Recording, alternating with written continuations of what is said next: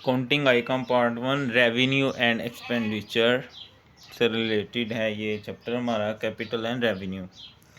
बच्चों इससे करने से पहले कुछ चीज़ें ये आपके माइंड में होनी चाहिए कि जो चीज़ें, जिन चीज़ों का फ़ायदा एक साल के अंदर अंदर हो वो हमारी रेवेन्यू में आएंगी, चाहे वो एक्सपेंस हो चाहे वो हमारी रिसीट हो। वो शॉर्ट टर्म का इफेक्ट हो तो उनको हम लेके आएंगे रेवेन्यू में।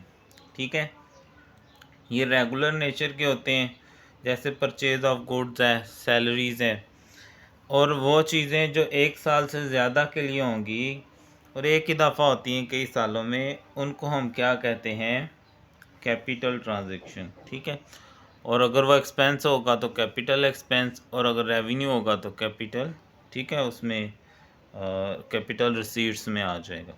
ठीक है, तो क्वेश्चन नंबर 1 है, इसमें कहा गया जी state the reason the following items are capital और रेवेन्यू। ये बताएं कि जो फॉलोइंग एक्सपेंडिचर्स हैं वो कैपिटल हैं या रेवेन्यू है, यानी जो जिनका फ़ायदा हमें एक साल से ज़्यादा के लिए होगा वो हम कैपिटल एक्सपेंडिचर में डालेंगे, और जिनका फ़ायदा हमें एक साल के लिए है, साल के अंदर अंदर है, शॉर्ट टर्म के लिए है, थोड़े अरसे के लिए है, वो हम रेवेन्यू में डाल देंगे। ठीक है, तो पहले से हम शुरू करते हैं। तो जो फर्स्ट वाला है वो लिखा गया है जी, carriage paid on goods purchased. बच्चों जब हम कोई चीज़ ख़रीद के लाते हैं तो कैरिएज का मतलब होता है किराया हम पे करते हैं चीज़ों को ख़रीदने में लाने के लिए।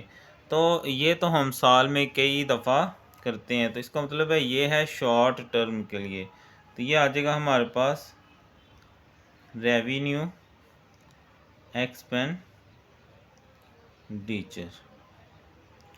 कि ये थोड़े अरसे के लिए है हमारे पास। ठीक है, जो एक्सपेंस हम थोड़े अरसे शॉर्ट टर्म के लिए विद इन 1 ईयर के लिए करेंगे वो हमारे पास क्या आ जाएगा, रेवेन्यू एक्सपेंडिचर।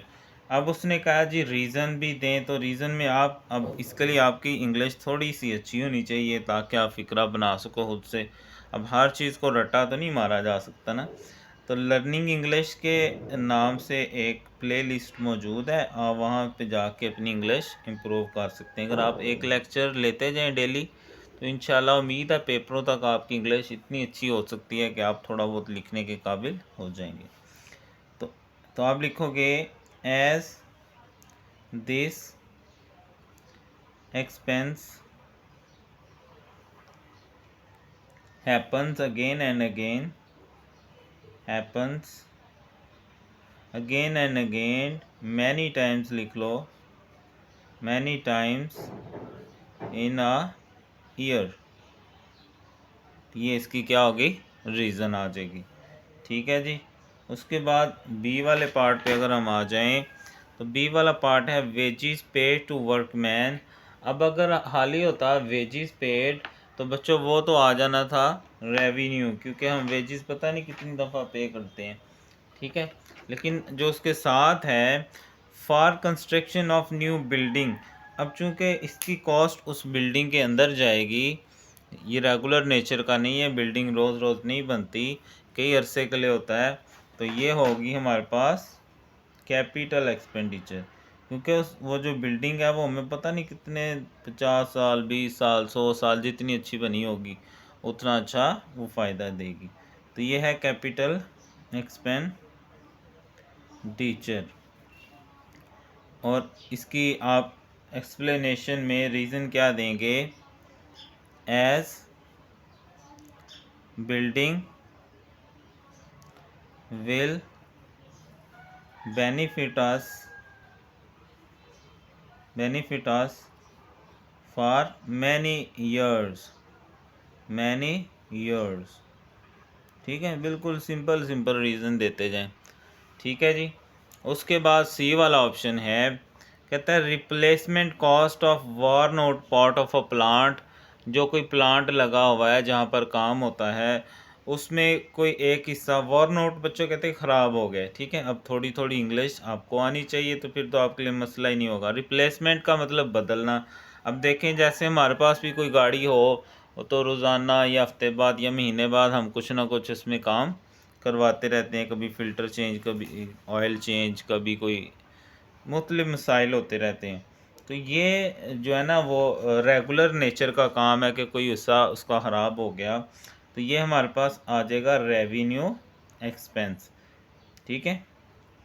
क्योंकि ये शॉर्ट टर्म के लिए मशीन ने बार बार ख़राब होना है, उसको ऑयल ग्रीस इस तरह की चीज़ें, छोटे छोटे पुर्जे जो होते हैं, ठीक है। रेवेन्यू एक्सपेंडिचर, ठीक है। तो आप क्या कहोगे इसकी रीज़न में, क्या कहोगे, as this work happens in routine, ठीक है। क्योंकि ये रूटीन का काम है, बार बार होना है, हमने इसको करवाना ही करवाना है। क्योंकि अगर नहीं करवाएंगे ग्रीस नहीं करवाएंगे, उसको ऑयलिंग नहीं करवाएंगे, उसका ऑयल चेंज नहीं करेंगे तो वो तो गई ना, फिर ख़राब हो जाएगी, ठीक है। उसके बाद डी वाला है repair to furniture.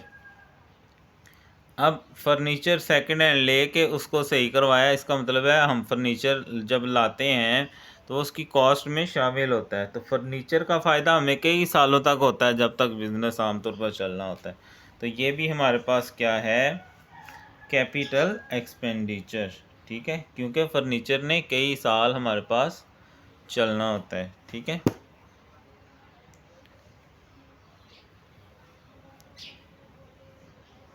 Capital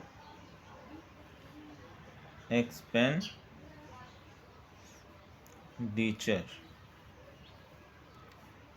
as, अब रीजन में क्या लिखोगे, as furniture will sustain for many years, ठीक है बच्चों। सारी बातों का मतलब एक ही है जो मैं लिख रहा हूँ ना, for many years, benefit for many years, इसका मतलब ही यही है। सस्टेन का मतलब है कायम रहेगा, फ़ायदा देगा हमें कितने सालों के लिए। उसके बाद है जी addition and alteration made in building, addition and alteration made in building.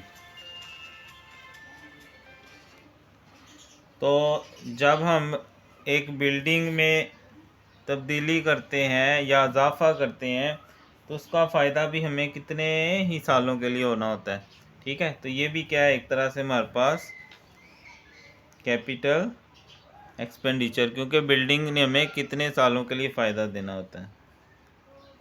Capital, रोज़ रोज़ तो नहीं ना बिल्डिंग बनती, कभी कभार ही बनती है और वो कई सालों के लिए चलती है। अब रीज़न में लिखोगे as this expense will benefit for more than 1 year, ठीक है। ले जी, ये सवाल हो गया हल। अच्छा, आप हर किसी में ये सेम रीज़न भी लिख सकते हो, लेकिन मैंने आपको जस्ट समझाने के लिए डिफरेंट वर्ड्स यूज़ किए कि इस तरह भी लिखा जा सकता है। तो इस सवाल का खुलासा फिर क्या हुआ, ऐसी तमाम चीज़ें जिनका फ़ायदा हमें 1 साल के अंदर अंदर हो उसको हम क्या कहते हैं जी, कि वो हमारे पास रेवेन्यू एक्सपेंस हैं। और जिन तमाम चीज़ों का फ़ायदा हमें 1 साल के लिए ज़्यादा होगा, 1 साल से ज़्यादा होगा, वो हमारे पास कैपिटल एक्सपेंडिचर में आते हैं। बच्चों, अकाउंटिंग के लिए अगर आप आगे आपने बीकॉम करना है या बीबीए करना है तो उसके लिए भी आपकी इंग्लिश तो बहुत ज़्यादा अच्छी नहीं तो इतनी तो इस काबिल होनी चाहिए ना, आगे सारी बैंकिंग भी इंग्लिश में ही होती है। तो अपनी इंग्लिश इम्प्रूवमेंट में आपने बहुत ज़्यादा जो है ना वो फोकस करना है। उसके लिए मैंने जैसे वीडियो के शुरू में बताया, आप इंग्लिश की वो मेरी प्लेलिस्ट ज़रूर विज़िट करें। और स्टैट का भी कोर्स तकरीबन कंप्लीट हो चुका हुआ है। तो बाकी अल्लाह अल्लाह ते खैर सलाह। अगर समझ आई है तो वीडियो लाइक करें, कमेंट करें और शेयर भी कर लें अगर किसी और के काम की भी है तो।